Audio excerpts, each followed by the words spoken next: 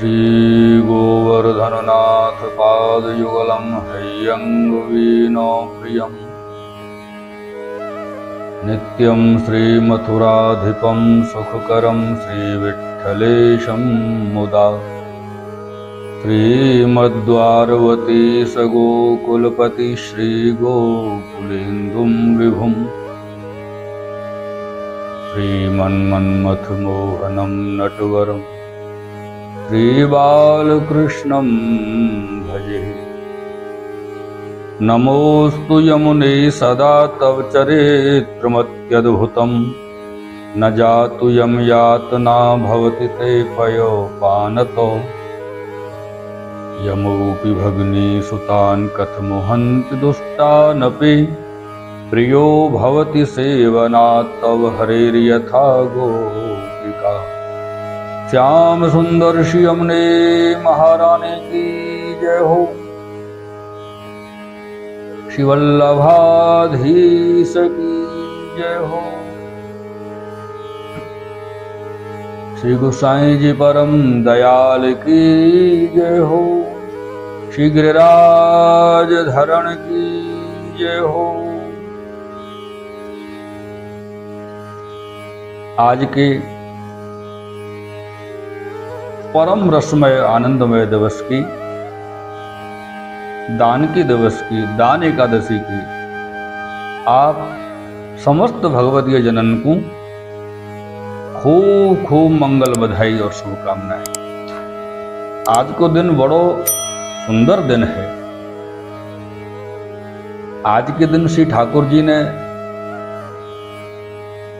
दही को दान लियो। समस्त ब्रज भक्तन के संग में, ग्वाल बालन के संग में आप दही अरोगे। और यहाँ ये श्री परमानंद दास जी ने बड़ी सुंदर बात कही या लीला के दर्शन करके भाव व्यक्त किए। आज दधि मीठो मदन गोपाल भावत मोह तिहारो झूठो चंचल नयन विशाल। आज दधि मीठो मदन गोपाल। तो मेरे प्रियजनों, आज दधि मीठो मदन गोपाल ऐसो व्रजभक्त श्री ठाकुर जी सो कह रहे हैं। और श्री ठाकुर जी समस्त ब्रजभक्तन की ओर देख के मंद मंद मुस्कुरा रहे हैं, क्योंकि वो समझ रहे हैं कि आज क्यों दधि मीठो है। और यहां आयो है ना, भावत मोह तिहारो झूठो चंचल नयन विशाल। खैर ये जो पद है बड़ो अनुभव गम्य पद है और अलग अलग बड़े विस्तृत या के भाव हैं। अभी हम या पद पे नहीं जाएंगे आगे, बस या पद को स्मरण करते हुए आप सबके लिए आज के दिवस की, दान के दिवस की खूब खूब मंगल बधाई और सादर भगवत स्मरण। जय श्री कृष्णा। मेरे प्रियजनों, आज का श्री यमुनाष्टकम के गूढ़ भाव के 21वें भाग का प्रारंभ कर रहे हैं, जिसमें छठा श्लोक प्रारंभ हो रहा है। नमोस्तु यमुने सदा तव चरित्रमत्यद्भुतम न जातु यम यातना भवति ते पयोपानतः यमोऽपि भगिनी सुतान कथमुहन्ति दुष्टानपि प्रियो भवति सेवनात् तव हरेर्यथा गोपिका। मेरे प्रियजनों, सर्वप्रथम तो श्लोकार्थ हम ले लेते हैं। श्लोकार्थ में कहा गया है कि हे श्री यमुने, आपको निरंतर नमस्कार हो। आपका चरित्र अति अद्भुत है, क्योंकि आपके पैपान से यम यातना कभी नहीं होती और स्वयं यमराज भी अपनी बहन के पुत्रों की, चाहे वे कितने ही दुष्ट क्यों न हो, कदापि हिंसा नहीं कर सकते, ऐसा कहा गया।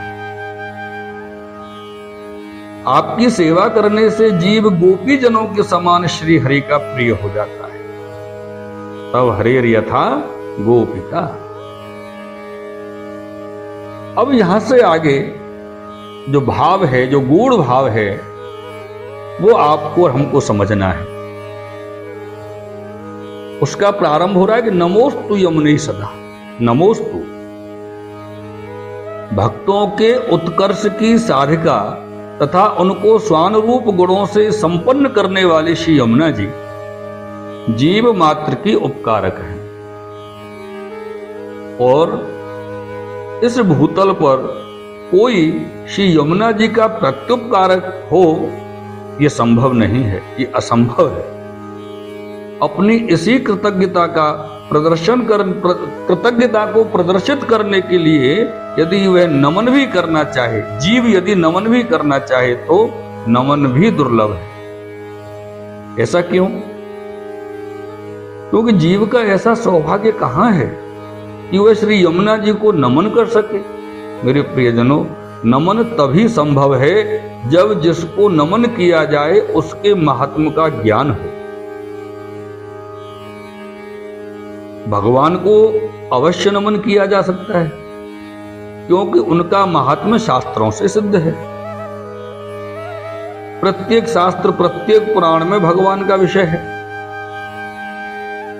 श्री यमुना जी का महात्म्य समझना जीव के लिए असंभव है मेरे प्रियजनों, बहुत असंभव।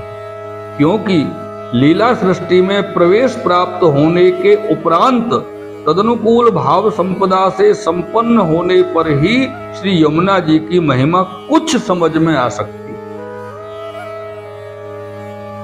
भगवत कृपा से जब तक जीव श्री यमुना जी में श्रद्धोपेत नहीं होता, श्रद्धावान नहीं होता, तब तक नमन करने की योग्यता कैसे आ पाई। अतः श्री यमुना जी को नमन दुर्लभ है मेरे प्रियजनों। यहाँ नमन रूप दुर्लभ सौभाग्य की प्राप्ति के लिए ही श्री यमुना जी की प्रार्थना की गई है। नमोस्तु यमुने सदा।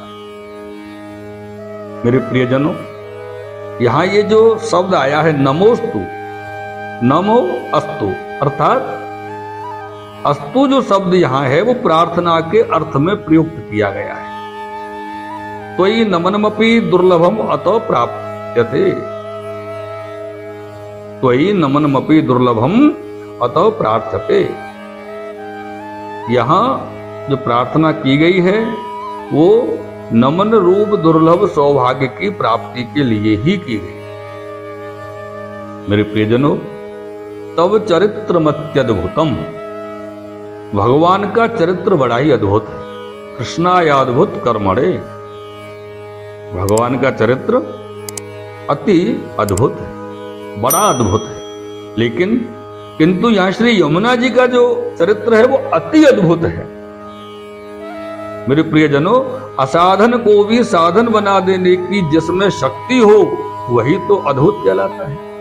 और गोपी जनों ने एक भाव यहां प्रयुक्त किया जा रहा है कि गोपी जनों ने काम भाव से भगवत भावना की। काम भगवत प्राप्ति का कदापि साधन नहीं हो सकता। पूर्व में हमको यह समझ लेना चाहिए कि जिस काम भाव से गोपी जनों ने भगवत भावना की, यहां गोपी जनों का भगवत के श्री ठाकुर जी के प्रति लौकिक कामावेश नहीं, लौकिक काम भाव नहीं है। यह अलौकिक काम की बात हो रही है, अलौकिक काम की चर्चा हो रही है। ये हमको समझ के चलना है। ऐसा नहीं है कि प्रसंग आया और हमारा भाव बदल गया गोपी जन के प्रति, श्री ठाकुर जी के प्रति। ऐसा नहीं है प्रियजन, यह अलौकिक काम की बात है। भगवत प्राप्ति का कदापि साधन नहीं माना गया है काम, लेकिन काम भगवत उपलब्धि में असाधन ही है। देखा जाए तो साधन नहीं है। किंतु ब्रज सुंदरी वृंद ने इसी असाधनात्मक काम द्वारा भगवान को प्राप्त किया। यह समझने जैसी बात है। असाधनात्मक काम द्वारा भगवान को प्राप्त किया, क्योंकि इनकी काम भावना का विषय भगवान थे। और जिसका विषय भगवान है, जिसके विचार भगवान है, जिसकी धारणा भगवान है, उसमें लौकिकता का तो सवाल ही नहीं उठता है। इसलिए यह अलौकिक भाव संपन्न उन गोपी जन की काम भावना का विषय भगवान थे। इसलिए यह काम भावना ही भगवत प्राप्ति का साधन बन गया। गोपी जन का जो काम भाव है वही उनके भगवत प्राप्ति का साधन बन गया, हेतु बन गया।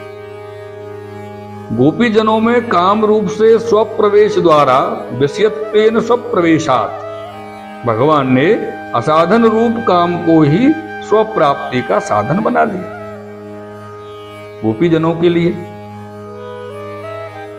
इसलिए गोप्य कामात्, गोपियों ने काम से भगवान को प्राप्त किया। इस तरह के वाक्य भी मिलते हैं।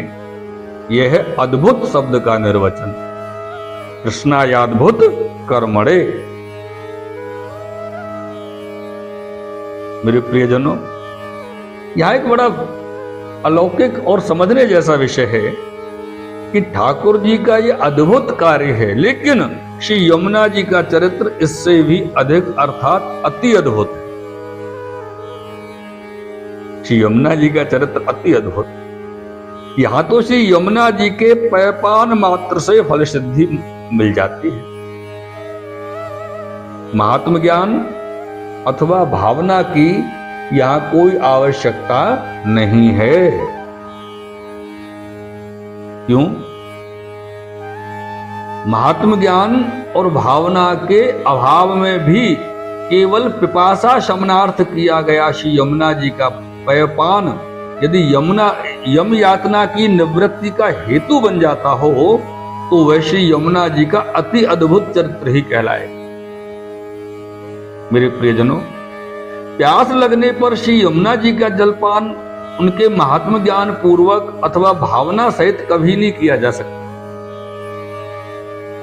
प्यास लगने पर जलपान केवल पिपासा शमनार्थ ही किया जाता है।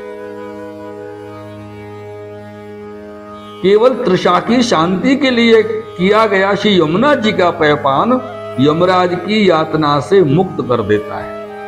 ये यमुना जी की सामर्थ्य है, अति अद्भुतता है। यही श्री यमुना जी की अति अद्भुतता है।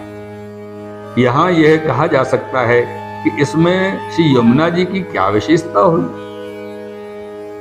भगवत नामोच्चारण द्वारा भी यम यातना से मुक्ति मिल ही जाती है।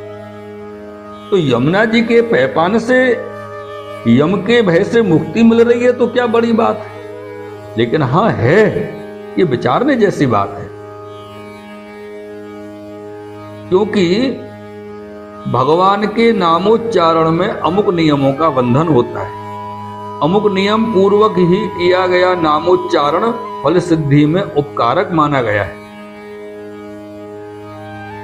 हम चलते फिरते भगवत नाम लेते रहते हैं, वो हमको भावनात्मक आनंद की उपलब्धि कराता है, फल सिद्धि नहीं। फल सिद्धि के लिए अमुक नियम पालन करना आवश्यक है।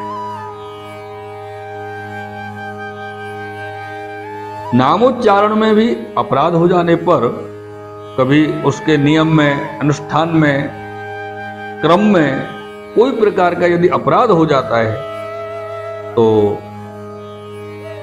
बगैर श्री गुरु कृपा के, बगैर सत्संग के वह निष्फल हो जाता है। और यहां श्री यमुना जी के जलपान में किसी नियम का कोई बंधन ही नहीं है। यहां प्यास लगने पर जलपान करते समय कोई अपराध का भय नहीं है। श्री गुरु कृपा और सत्संग इन दोनों की भी कोई अपेक्षा नहीं है, क्योंकि तृषा है, प्यास लग रही है, जलपान करना है, पयपान करना है। तो पयपान के लिए, जलपान के लिए ना तो वहां सत्संग की आवश्यकता है और ना गुरु की कृपा की, क्योंकि प्यास लगी है तो जल हमको ग्रहण करना है। और वो जल जिस समय जिस प्रकार हम ग्रहण कर रहे हैं, वो ग्रहण किया हुआ पयपान ही हमको यम यातना से मुक्त कर देता है, भय से मुक्ति करा देता है।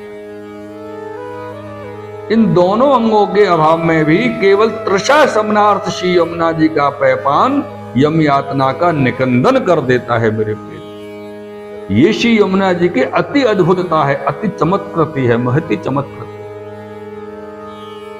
ये हमको विचारने जैसी बात है कि हमारे जीवन में श्री गुरु कृपा हर समय अति आवश्यक है।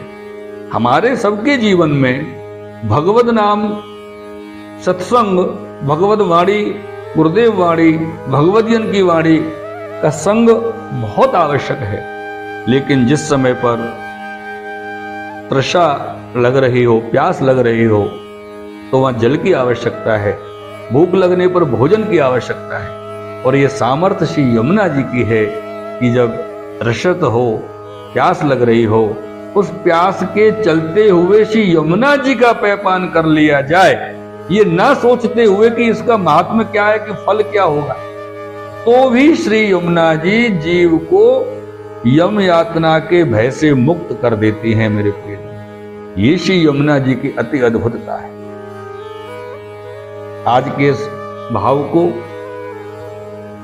श्री यमुनाष्टकम के 21वें भाग के इस भाव को आज यहां विश्राम देते हैं। आगे का विषय 22वें भाग में लेंगे। और आप सबसे पुनः एक निवेदन है कि अधिक से अधिक लोग, भगवदीय वैष्णव जन, श्री यमुना जी के प्रियजन इन भावों का श्रवण करें, यमुना जी के स्वरूप का दर्शन करें। उसके लिए आप अधिक से अधिक इस श्री यमुनाष्टकम के गूढ़ भाव को अधिक से अधिक वैष्णवों तक प्रेषित करें, पहुंचाएं, और ज्यादा से ज्यादा वैष्णवों तक सीधे सीधे पहुंच सके उसके लिए सब्सक्राइब करें, बेल आइकन दबाएं। ऐसा अनुरोध करते हुए आपको पुनः एक बार जय श्री कृष्णा, सादर भगवत वंदन।